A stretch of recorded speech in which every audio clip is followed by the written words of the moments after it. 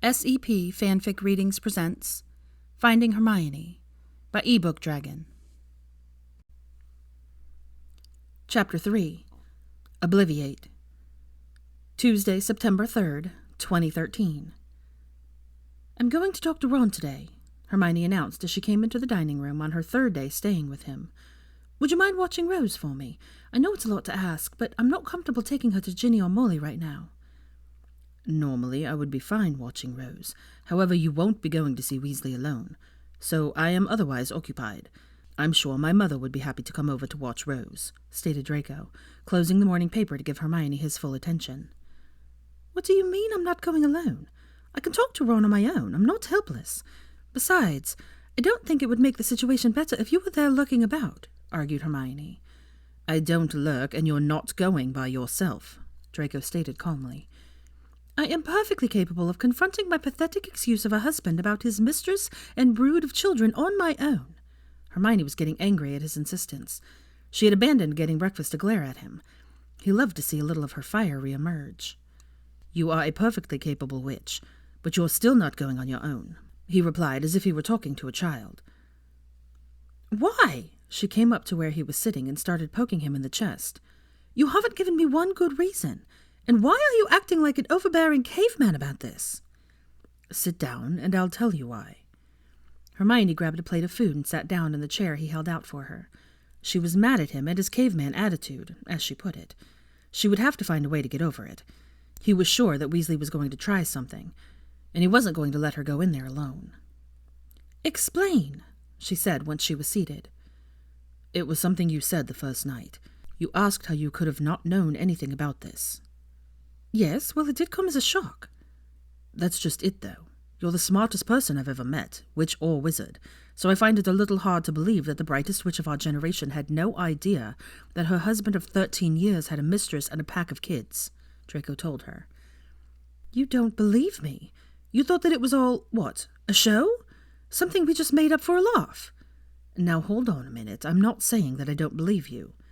Then what are you saying? What other explanation could there be? Come on, Hermione. You're too smart not to notice something was going on. You're not the type of witch to just ignore that sort of thing. And Weasley doesn't strike me as the type that would be able to sneak around that well for that long. So, taking all those things into consideration, what is the only other possibility available? No, it can't be. You're wrong. He wouldn't. He just wouldn't. You can't seriously expect me to believe that on top of everything else, my husband would also obliviate me. Hermione protested disbelievingly. I don't expect you to just take my word on this. I know you well enough to know you're going to have to hear it from the weasel's mouth. I spoke with my mother about my suspicions. I thought she might be able to tell me I was wrong. Of course she told you that you were wrong. There's just no way, Draco. You're being paranoid. Will you let me finish? She said that you had brought up some concerns in the past about Weasley being gone a lot, and that you were going to confront him. Then, the next week, you would have no idea what she was talking about. She said it happened quite a few times, but she wasn't sure what was going on or how to help you, or if you even needed help. Once, apparently, you told her you thought he was cheating. Then the next week, everything was fine. She thought maybe you were turning a blind eye for the sake of your girls. What? I don't remember any of this. That's what I'm trying to tell you. That's why I'm not letting you be around him by yourself. He can't be trusted. So you're just going to sit there by me on the couch and expect him to tell us that he's been stealing my memories for the last 13 years? Hermione asked. No, he's not likely to open up if he knows I'm there. I'm very adept at vanishing spells. We'll get there early and I'll vanish while we wait for him. If he looks like he's going to try anything, I'll stun him, Draco informed her. I can take care of myself. I don't need you dashing in like some knight-errant, she replied grumpily. So, now I'm a knight-errant. Earlier, I was an overbearing caveman. Which is it? And you're still not going by yourself. Get used to the reality that I'm going. You may be willing to risk it, but I am not. What makes you think you get a say in this? I get to say because I'm the one who took you away on that platform. I get to say because I've held you in my arms while you cried about that idiot. I get to say because if I hadn't put it together, you'd be going to meet him and get your beautiful brains obliviated again. I get to say because I'm not willing to risk your safety so that you can have your way. And lastly, I get to say because you don't have to go through this alone. I am here for you, and Minerva, and Rose. No matter what, no matter when, no matter where. I'll always be here for you and your girls, so get used to the idea because it's not going to change." His voice was rising until he was practically bellowing at her by the time he was done. "Fine. You can come since I'm obviously not going to be able to stop you. You know I've realized something about you. There are times where you're so chivalrous and kind. Then there are times when you're an overbearing, overprotective caveman. And times like now when you're both, and I don't know whether to be elated or frustrated with you. Do you really mean it?" she replied huffily. He was delighted by the idea that she might be elated with him. He liked frustrating her, too. It was always entertaining. He grinned at her. "Every word. You're not alone anymore. Since you've decided to see reason, eat up. It's going to be a long day." He went back to reading the paper and passed her the sections he had read before she got there. She huffed at him, but ate her breakfast and read the paper, studiously ignoring him. He smiled into his coffee. He didn't think she realized that she didn't think about the coming confrontation with Weasley because she was thinking about him. He was going to win her. It would take time, but he knew it would be worth it. He had waited this long for her. Waiting a little while longer wasn't going to kill him. "You have a letter from Minerva." Draco handed Hermione the letter that had been delivered with the morning post. Hermione drank her coffee as she read the letter, then sat it down. "Apparently, our children have met and are already best friends. Minerva and James asked the Sorting Hat to put them in Slytherin with Scorpius because they liked him. They didn't want him to be in the same house as Fred Brown. Ron's son, I assume. The Sorting Hat also knew he was a Weasley, so now Minerva wants to know how he's related to her. I guess I'll have to tell her on Saturday. Did you hear from Scorpius?" "Yes, he wrote to inform me that he's in Slytherin with the baby snakes and made 2 new friends. He had a run-in with Fred, too. Fred called him a Death Eater scum, and James stood up for him.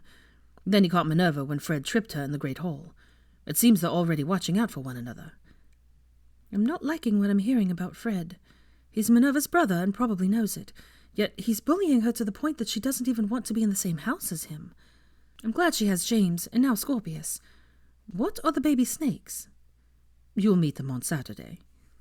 He fire-called his mother and had her come over to watch Rose. Hermione questioned her about what Draco had told her, and found that Draco hadn't exaggerated. They left for her cottage at 1:30. Weasley wasn't there. It didn't look like he had been staying there either. He cast the vanishing spell on himself so they wouldn't be caught unawares. "Where are you going to be? Where are you now? This is weird. I feel like I'm talking to myself," Hermione babbled nervously. He grabbed her hand and held it. "I'm right here, still in front of you. I will be behind you the whole time. It would help if you were seated, though. Your pacing and propensity to launch yourself at people could make it difficult to protect you, so please don't do that." He led her over to the smaller seat on the sectional and sat her down so that her back was in the corner of the chair. He walked behind her soundlessly and touched her shoulder to let her know where he was. The angle gave him a good view of the living room and left his back protected against the wall. "I want you to try to sit like this when he comes. I can see the whole room from behind you. Don't turn your back on him. Don't let him touch you. And don't get up and start pacing. He'll be here soon. Do you have any questions?" "What if he comes to the door?" she queried. "Open the door wide and don't block the doorway," he replied. At that moment, the fire in the fireplace turned green, and Ron walked into the room brushing ash off his shoulders. "Ah, Hermione, you're already here." "As are you. You're 5 minutes early. Have a seat," she said stiffly. Ron sat down on the sectional. He tried to scoot closer to her, but she stopped him with a glare. "I'm sorry, Hermione, about the train station. I didn't mean for you to find out about Lav and me." "That way or at all? Did you think you could just blithely keep running around behind my back with her, and I would never find out?" "Well, no, but "Were you ever going to tell me?" Hermione interrupted. At this, Weasley blushed scarlet. "I take that as a no, then. Tell me what happened, when it started and why it started, and what exactly you expect as far as our relationship is concerned." Draco placed his hand on her shoulder, silently giving her his support. He hated that she asked those questions. The answers, whatever they were going to hurt her, badly. He knew that she would need the answers, no matter the hurt it caused. It would eat at her not knowing. She wouldn't be able to move past the hurt until she knew the truth. "Well, it started after we had that argument when I quit the Auror training. I left the house and went to the Boar's Head in Hogsmeade. Lav was there, and we were drinking and talking. We got roaring drunk, and one thing led to another, and we ended up in bed together." I didn't see her for a few months after that. I didn't have any intention of seeing her again, but she sent me a letter saying she needed to speak to me. I met her at her townhouse. She told me that she was pregnant with Fred. I was going to go home and tell you, but then you told me that you were pregnant with Minerva. I started playing with the cannons after that. I lied to you about how much I made so that I could also take care of Lav. You had a good job and you were good at managing things. You didn't really need me. You fought with me about everything. It was just easy being with Lav. She thought it was great that I was playing for the cannons. She didn't complain that I was gone at all. She made me feel like she needed me. You always seemed mad and disappointed in me. I enjoyed being with Lav and Fred, but I knew I needed to be there for you and Minerva. I was torn. They were both my children. Lav said it was okay, that I could come and go as much as I wanted. I had already cheated once, didn't really see any point in denying myself. I wanted her and she wanted me. Then Lydia, Arthur, and Daniel came along. I don't see why anything should change. Lav's been fine with it for 12 years. You were fine too. It's not like you have anyone else since your parents are gone. You can bring Rose home and we can get things back to normal. Draco had to grab onto her arm to keep her from lunging at him. You have got to be kidding me. You expect me to stay married to you and just accept Lavender as what? My sister wife? You've been cheating on me for 12 fucking years. There is no way I'm staying with you. Get out of my house. Get out. We are done, she screamed at him. You don't have any choice but to accept it. You're married to me and that's not going to change. Couples don't divorce in the wizarding world. I don't care what muggles do. You can accept this willingly or not, but it's not changing anything. And it's my house, too. I'm not going anywhere until I damn well feel like it, he yelled right back at her. You are out of your mind. How many times do I have to tell you this? I am not staying with you. End of story. I will find a way to divorce you. There is no force on earth that will keep me from ridding myself of you. Ron stood up with his wand in his hand. Hermione, you leave me no choice. Stupefy! Ron went flying over the couch. The knickknacks on the sofa table crashed on the floor, and Ron hit the floor behind the couch, sprawled out unconscious. Draco had hit him pretty hard with the spell. He was so angry he had trouble keeping himself under control. Draco lifted the vanishing spell on himself, stepped in front of Hermione, and tipped her chin up so he could see her eyes. They were glistening with unshed tears, but her eyes weren't clouded or dazed from the Obliviation spell. He really meant to take my memories away. She broke down and started crying. Draco knelt down in front of her and pulled her into his arms. They knelt on the carpet in front of the fireplace, holding on to one another. He had almost lost her. If he had been seconds slower, he shuddered at the thought. God, he wanted to kiss her. He was so relieved that she hadn't been harmed. We'll figure something out. We'll find a way to get you a divorce from him. You'll never have to deal with him again, he whispered to her as he stroked her hair. Get me out of here, please, she begged him. Draco picked Hermione up bridal style and apparated them back to Spinner's End into his study. His mother heard the pop when he arrived and came into the study. How did it go? She said as she walked into the room, then came rushing toward Draco when she saw that he was carrying Hermione. Is she injured? Did he hurt her? As if I would allow him to injure her. But no, it didn't go well. Draco sat down on the sofa with Hermione on his lap. His mother sat down in the armchair across from him. Hermione still had her arms around his neck and her head curled under his chin. He rubbed her back soothingly and gripped her knee with his other hand. He couldn't stop touching her. He had to keep reassuring himself that she was there and safe. You're safe. I've got you, he whispered to her. It was so much worse than I thought it would be, Draco started to relate to his mother. Weasley got there early.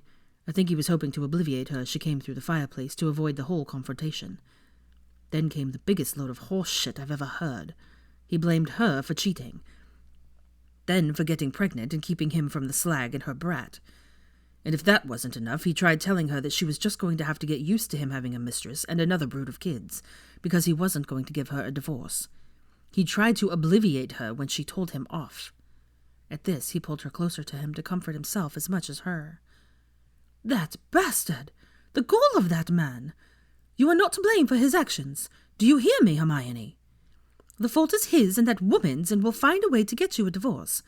Now, I don't think you should go back to your cottage. You won't be able to ward it against him, since you bought the house together. You and Rose can come live at the manor with me. They're staying here, Mother. Rose is already comfortable and would miss Tansy. Oh, well, if that's what Hermione wants. Is that what you want, dear? His mother asked. Hermione seemed to become aware that she was curled in Draco's lap in front of his mother and being spoken to. She stood up awkwardly, red-faced with embarrassment, and unsure what to say or do. Draco looked up at her. "If you're getting a drink, would you mind getting me one too, please?" Hermione nodded and crossed the room. He watched her as she poured some scotch into a glass, slammed it down, refilled the glass, and poured another one for him. She walked back over to them and handed Draco his drink, and sat on the other end of the couch.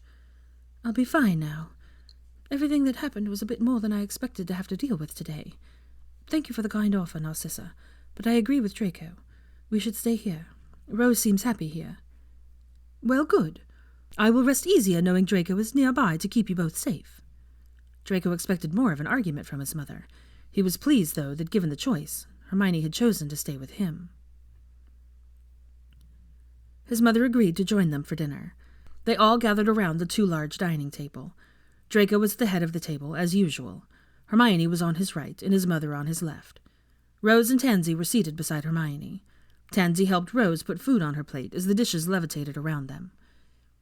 "I think I should return to work tomorrow, and Rose has school starting tomorrow," Hermione said.